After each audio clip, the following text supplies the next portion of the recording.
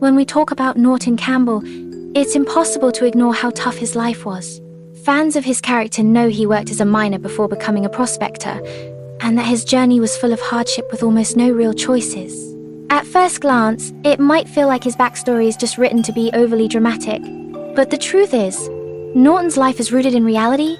The struggles he faced mirror what miners actually went through during the Victorian era.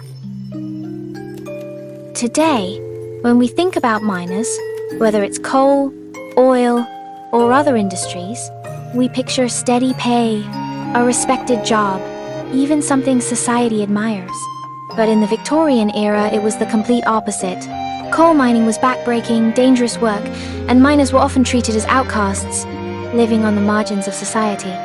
So instead of focusing only on Norton's personal lore, let's zoom out a bit. This video is about the world that shaped him, the real history of Victorian coal miners, and how their lives inspired the story of Norton Campbell. Besides, I've already talked about Norton's backstory in my other video, so you may want to check them out as well. When Norton Campbell entered the manor game, he was 28 years old. The event happened in July 1902, and since his birthday was March 19th, we can trace his birth year back to 1874. There are several clues hinting at his origins, most strongly pointing to Scotland, though some fans argue he might have been American, or even from South America. Norton's life was hard from the very beginning.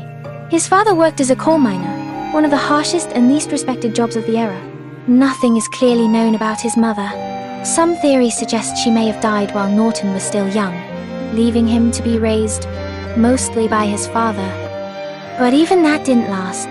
His father eventually died from black lung, a common and deadly disease that plagued miners who spent their lives breathing coal dust. Alone, and with no real support, Norton had to fend for himself almost from childhood. In his second letter, Norton described surviving like a rat in the gutter for 20 years. Since he only became a geological prospector a year before the manor incident, this suggests he worked in the mines until he was 27. Doing the math, he likely started as young as 7. As cruel as that sounds, it wasn't unusual. In the Victorian era, children were often sent into mines as early as 5 years old. Families relied on every pair of hands, no matter how small, just to get by. Poverty shaped Norton more than anything else. From the start, he was determined to push harder than everyone else, believing that effort alone could free him from the life he was born into. His deduction quests even highlight this trait. He was always the first to enter the mine, and the last to leave. Outside the mines, he picked up extra work as a dishwasher in the local pub, and even held another job that remains a mystery. Everything he did was fueled by the same goal: escape from poverty. But his drive came at a cost.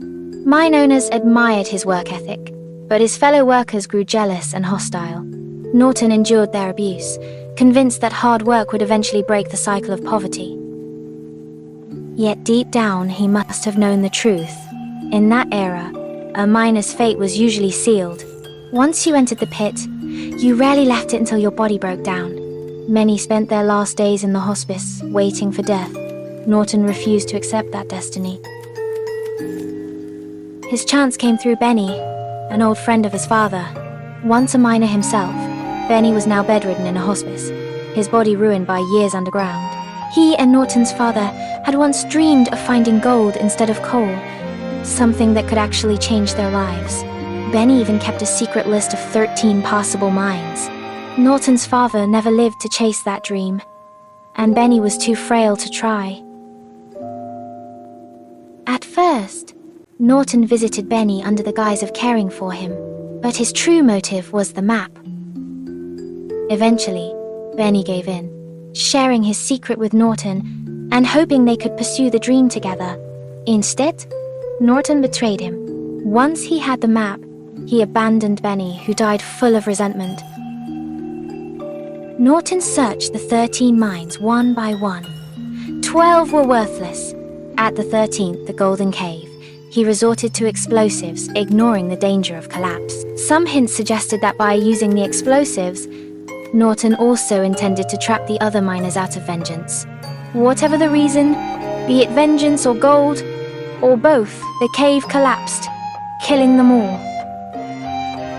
Norton survived, found 2 days later, wounded and carrying not gold but a strange meteorite.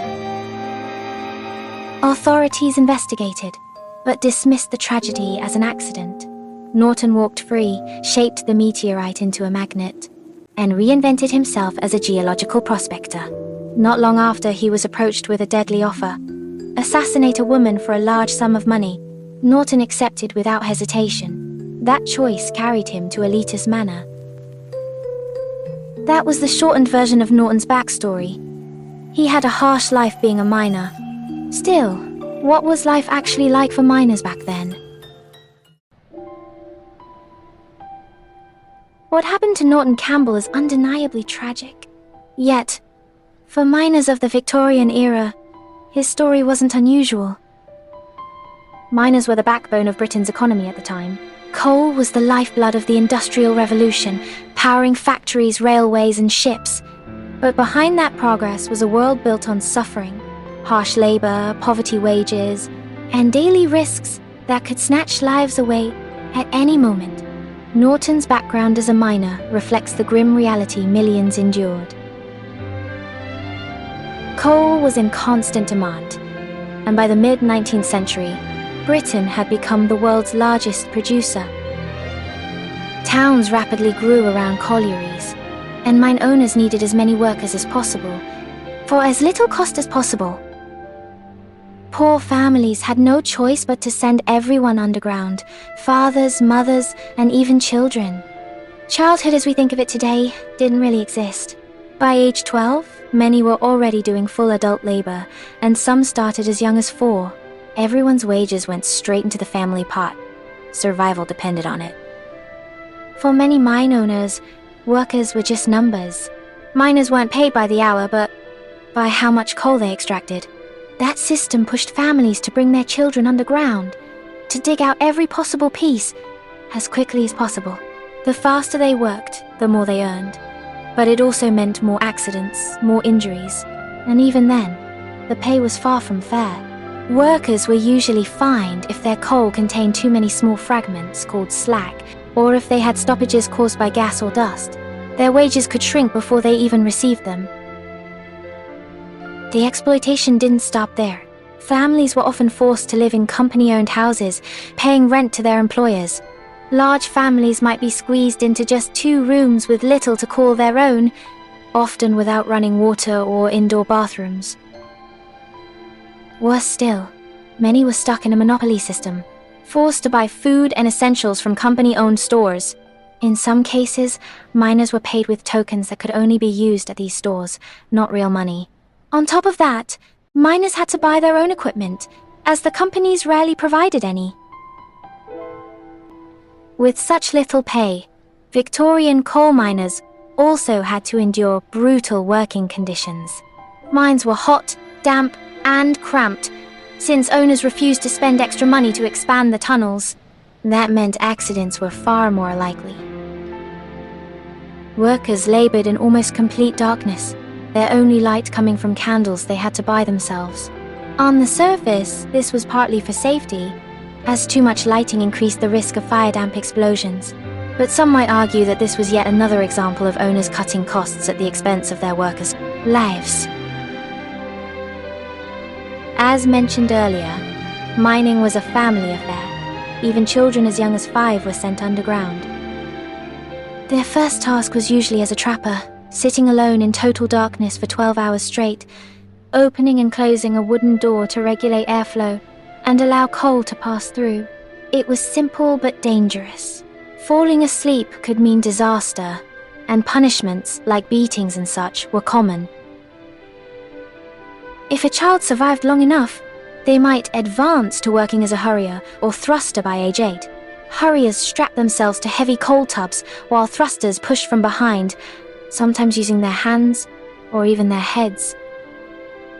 Together, they pulled loads weighing between 400 and over 600 kilograms through tunnels, often less than 120 centimeters high. Older children and women often did this work alone, hauling coal in near darkness. The fathers, or the eldest sons, usually worked as getters, hacking coal at the coal face with pickaxes. Getters worked with candles, since they needed to see what they were cutting. But the damp tunnels meant they often worked with little or no clothing. Accidents were part of everyday life. Roof collapses, falling rocks, and gas explosions killed miners regularly, though many incidents went unrecorded because they were considered routine. One of the biggest threats was fire damp, which is basically methane gas trapped in the coal seams. It was invisible, odorless, and highly flammable. In poorly ventilated mines, a single spark from a candle could cause a deadly explosion. For many miners, entering the pit each morning meant accepting that it could be their last day alive. And even outside the mines, life wasn't easier. Miners were stuck at the bottom of the social ladder, grouped with factory workers and domestic servants as part of the working class. With no free education, poor families couldn't afford to send their children to school. Instead, kids were sent straight to work as soon as they were old enough to stand, which explains why, in Norton's third letter, his educational background is marked as empty.